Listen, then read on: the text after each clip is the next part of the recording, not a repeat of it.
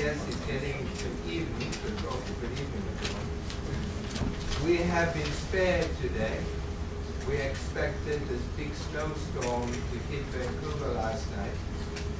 And one of the jobs that I have as the provost of the university, that's the chief executive on campus, is that finally I have to approve closing the place. So I was up at 5 this morning checking the weather and saw it was raining outside my window, and I thought, well, that's sort of typical of Vancouver.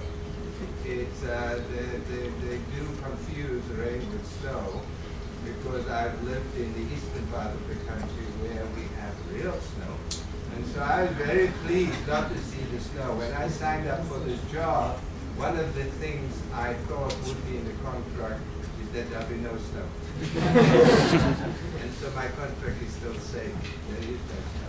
I want to thank all of you for making the effort to be here this afternoon. And I want to begin by welcoming all the excellencies who are here from the various consulates, distinguished guests, our students, ladies and gentlemen. For us, this is an important moment to introduce ourselves once again to the world outside. Fairleigh Dickinson University in Vancouver is a young university. We've only been here for 4 years, but we're actually part of a much older university. The university was established in New Jersey in 1942, at the time when the world was at war. And our founder began with the belief that one of the ways to reduce conflict in the world is in fact to have an educated international population where people can begin to talk with each other, understand each other, and find solutions other than warlike solutions. And so the university began in the darkest days of the world, and but with a very clear vision that we are going to establish this kind of education that would be spread all around the world. Today in New Jersey, we are in the northern New Jersey, we are the largest private institution with over 12,000 students. And we have a campus in Oxford, England. And 4 years ago, we established a campus here in Vancouver. It is the intention of the university over the years to establish more campuses in other parts of the world so that we can truly embrace the idea of a global university. We like to boast that we used the term globalization long before others had dreamt of it, in the 1940s already. But by now everybody's using it, so it's becoming a less, for us, we can take less credit for it. But we are but that's the kind of university we are thinking about. We have students who have come to us from over 30 countries in the world. And although we still have a relatively small student body, and our space is still relatively small, we are going to expand this year to another space so that we will increase our student numbers as well. We believe that in this university, the kind of education we provide, it's an American education, it's an American degree, and it's given over a trimester system so that students can complete their degree sooner than the usual 2-semester systems that you have at university. We believe that our students here receive a unique education, something that prepares them to become committed citizens of the world and leaders that will help us to develop and build a more peaceful world. We have a very close connection to the United Nations. Many of our faculty in New Jersey sit on UN committees, and in fact, the present Secretary General of the United Nations was awarded an honorary degree by our university a year ago. So we have a very close relationship. Our students can move around, they can go to the other campuses. It's a family of campuses. They can study in any of these. and they also have the opportunity to interact with what's happening at the UN on a regular basis through our ITV system, where various ambassadors speak to us. We created this series because we felt that our students need to see representatives of their countries here in Vancouver, so that they can hear from them, as well as us can hear from them, what's happening today in these various countries. So we are very pleased and delighted that so many of our Consul Generals have turned up here today, and some staff, because it's a way of showing that you too have a strong interest in what's happening here and around the world. So it is with this in mind, we thought perhaps we'll begin, since we are an American university, we'll begin with the Consul General of the United States as our first speaker. But over the next number of months, we will have the Consul General of South Korea, of India, and of Greece for the first number of months. But we'll continue this series for a period to come.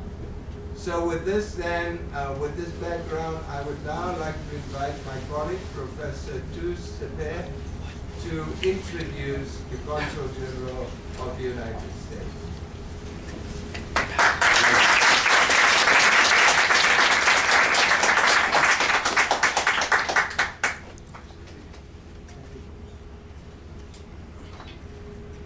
Our speaker today is regular honored Adam. He's a friend of me and most of my classes. When he speaks, he mesmerizes my students, and he always asks for encores. He's a career diplomat. He's not a career appointee. And of course, my students know the difference. It means he started his career as a diplomat way back in 1979. And he's a young man, but he started in 79. I was 10 years old when I started. And he has become an expert in Central American and South American affairs. And later, he had become an expert in Eastern European affairs. He is an accomplished negotiator and a very good speaker. And he is known for his charms and diplomacy. But when he speaks to my students, he shoots straight and he doesn't mince words. And that's what made him such a great negotiator and honest broker. He is also one of the highly decorated American diplomats. And one of the honors that he has is the Medal of Intelligence, which even James Bond would be very envious of. He has met many heads of state and chiefs of government, and of course you know the difference. And what he has done is that he has engaged the colorful president of Venezuela, Hugo Chavez, to a baseball match. And I am sure if today he were sent by Mrs. Clinton to Iran, he would probably engage Mr. Ahmadinejad to a soccer game and maybe start the new soccer diplomacy. It would require a very high pay raise. I'm sure he will get it. So I would like to welcome him as our guest speaker, and I'm honored to have him today.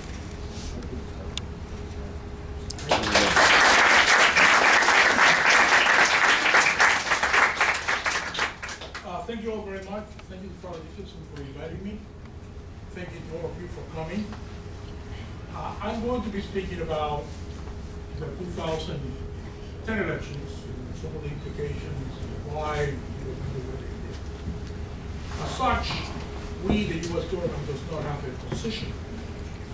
So what I will be sharing with you are mostly my personal observations. Later on, after we finish that part of the conversation, I'll be glad to take any questions people have on any subject, and we'll go from there. So, first of all, thank you for the very kind introduction. Certainly, introductions are like fairy tales. It makes it sound far better than what the reality was.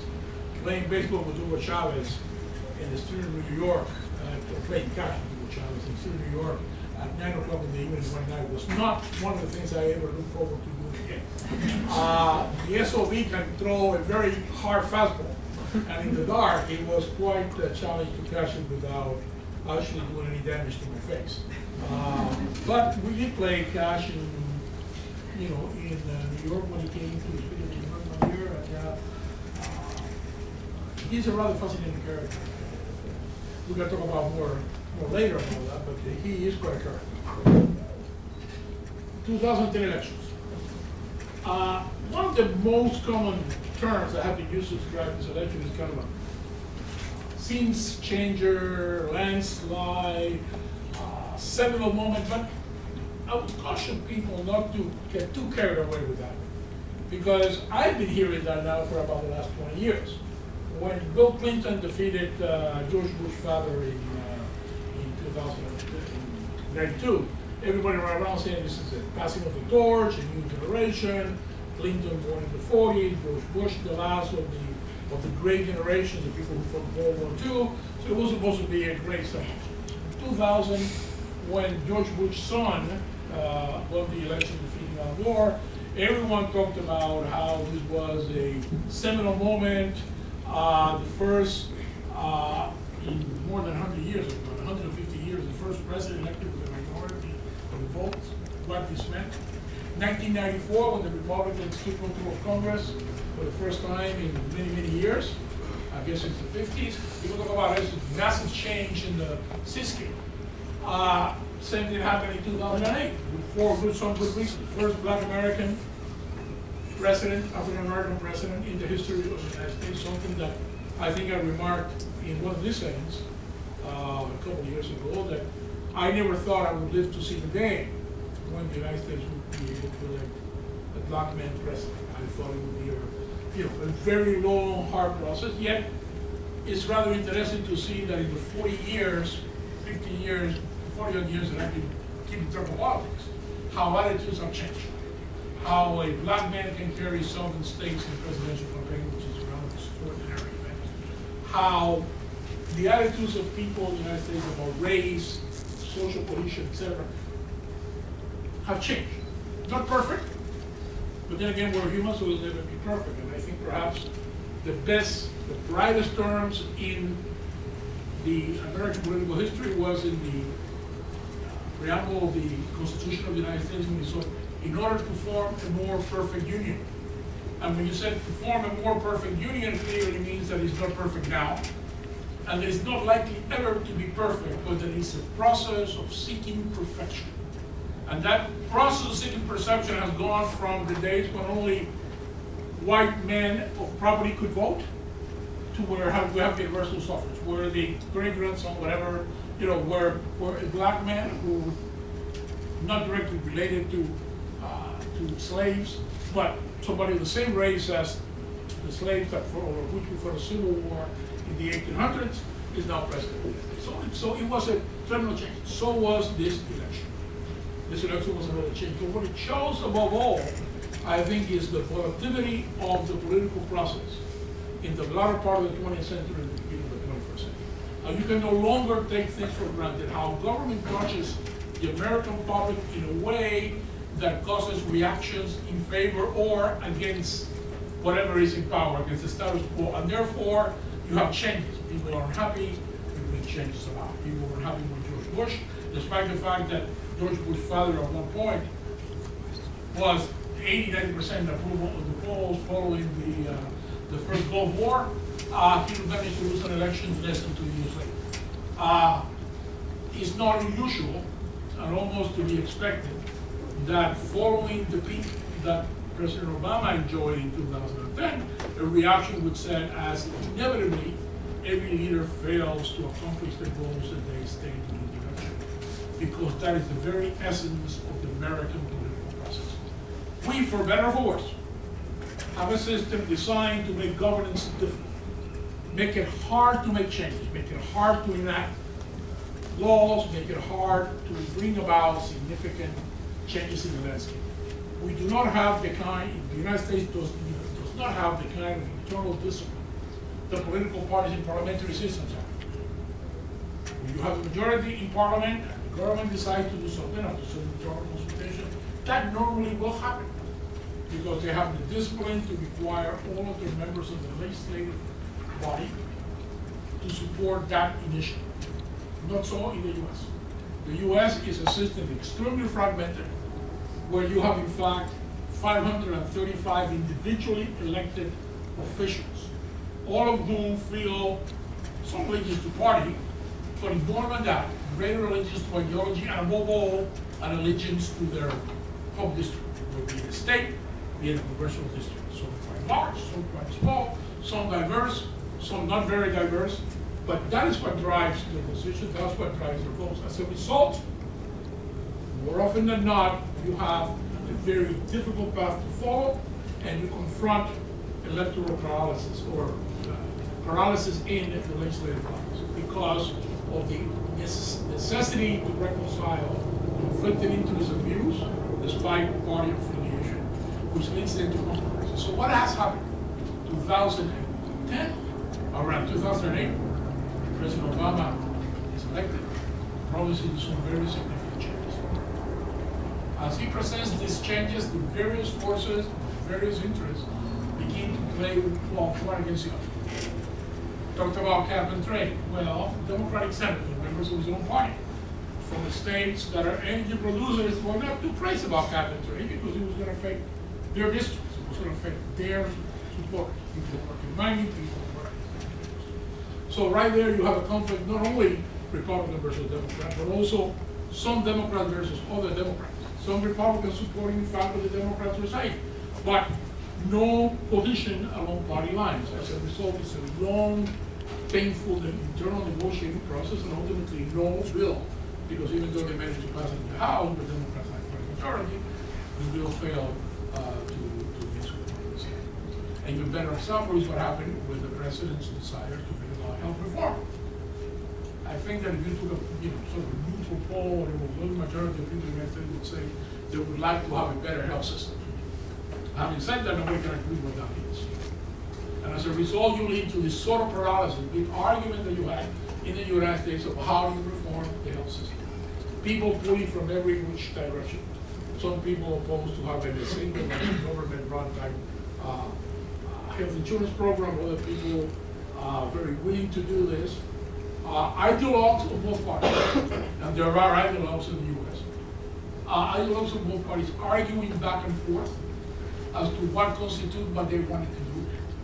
Therefore, creating a situation where liberals, who you normally assume would be unconditional supporters of the president, end up being very upset over the compromises being made in order to do the bill pass, saying we have been sold down the river. We expected to have single taxpayer, or single payer rather. We expect to have these changes made, which in fact have not happened. At the same time, you have people on the other end saying we don't want any significant role of government. We don't want to increase the role of government in the health system. The end result was a very messy, difficult, divisive process, which ultimately resulted in a very complicated bill that all sides agree requires some tinkering.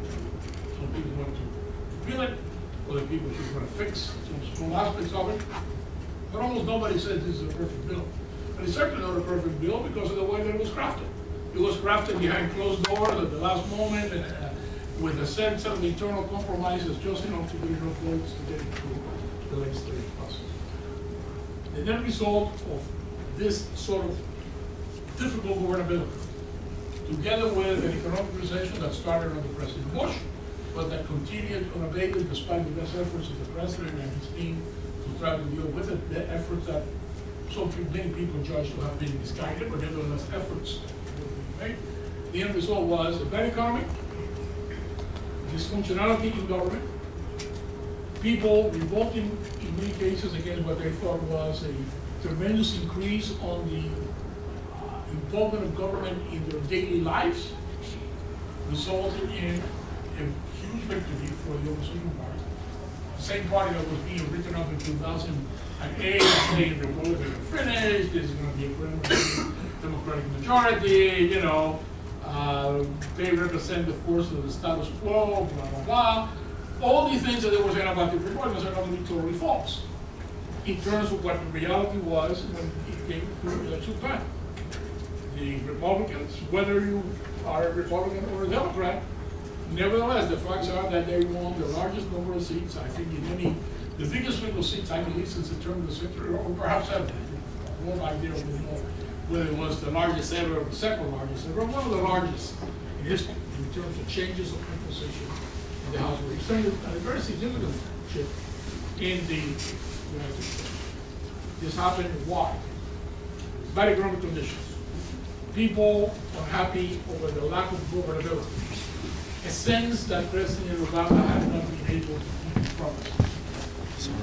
A sense that Congress was overworking. Some people, the sense that government was getting too big for its britches. Also, a sense of disappointment with the president. They were fully upset. And I believe that there's super no truth to it, that they felt that the president had failed to be sufficiently hands-on on developing the programs and the bills that we eventually got enacted.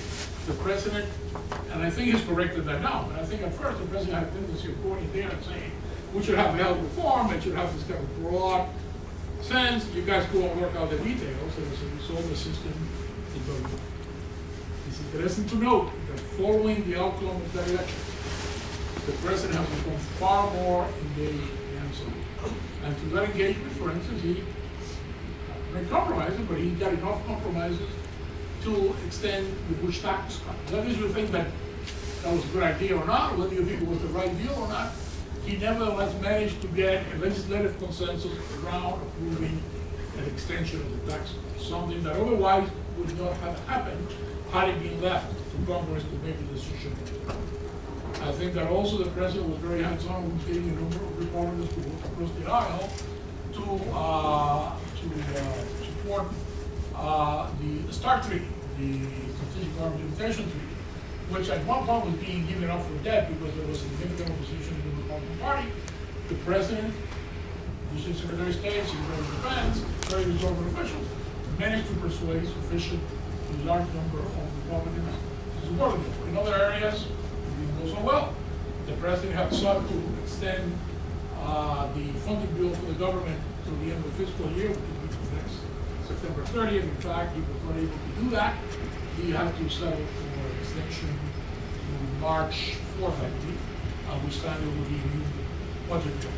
Meaning that once again, the United States fails to have a budget that you can count on for the beginning of the year, which of course affects a lot of the things that we try to do as well.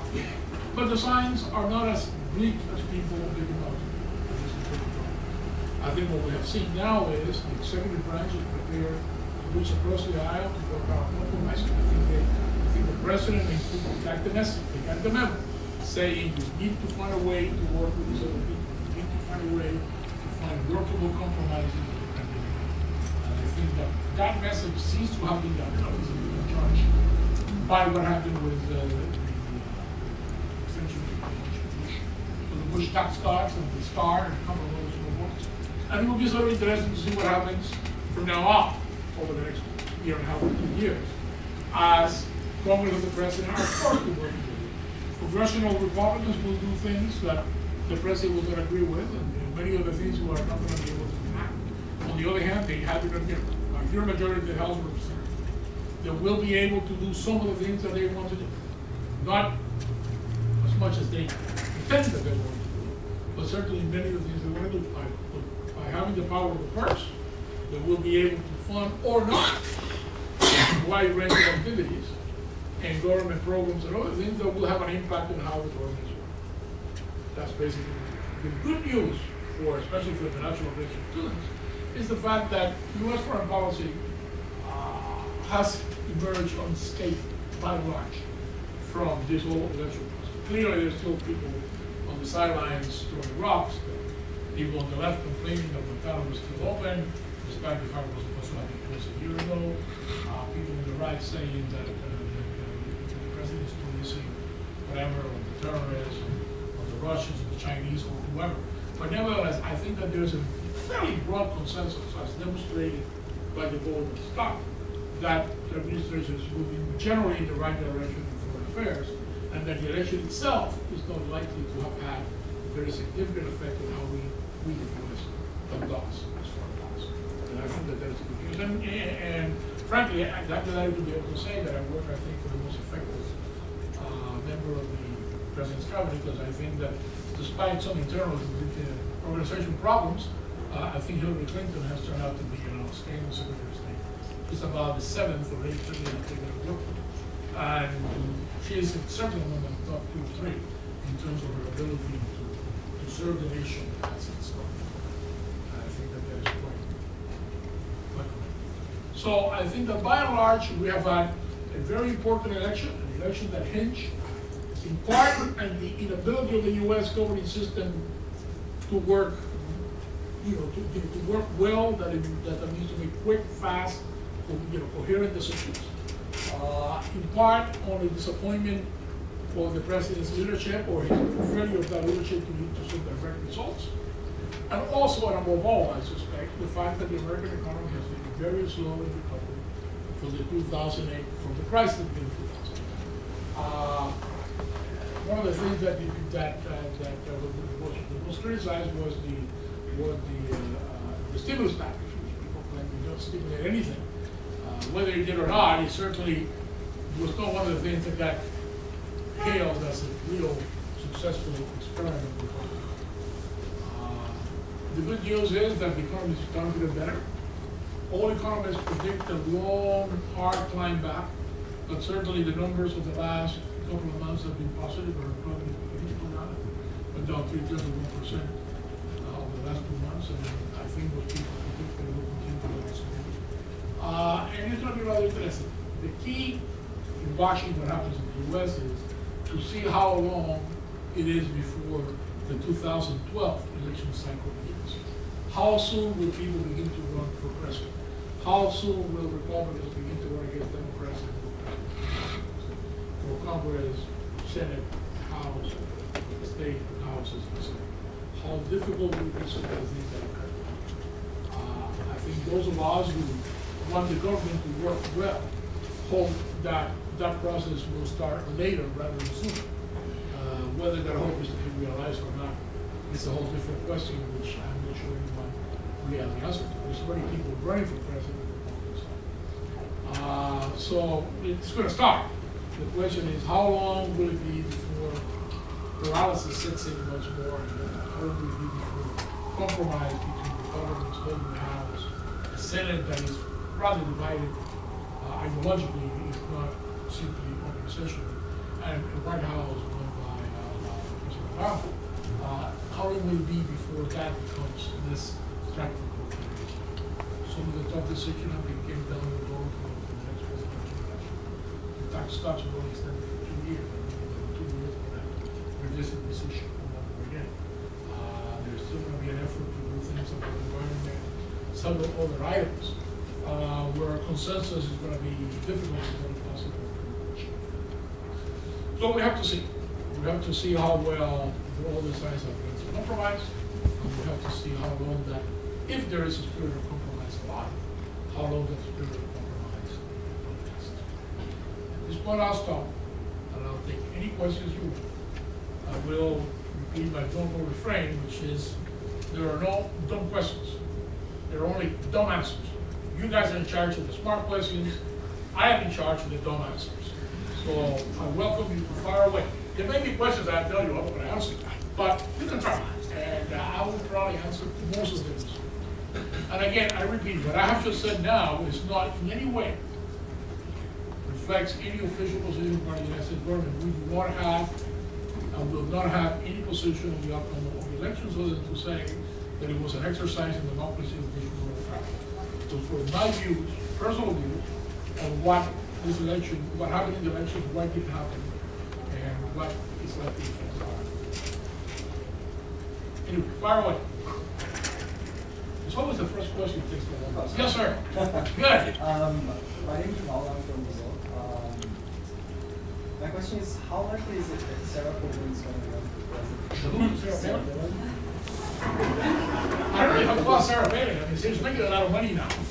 Unless Christian comes to remove it, then we can point it at the I think whatever happens, there, went out one limb against personal opinion.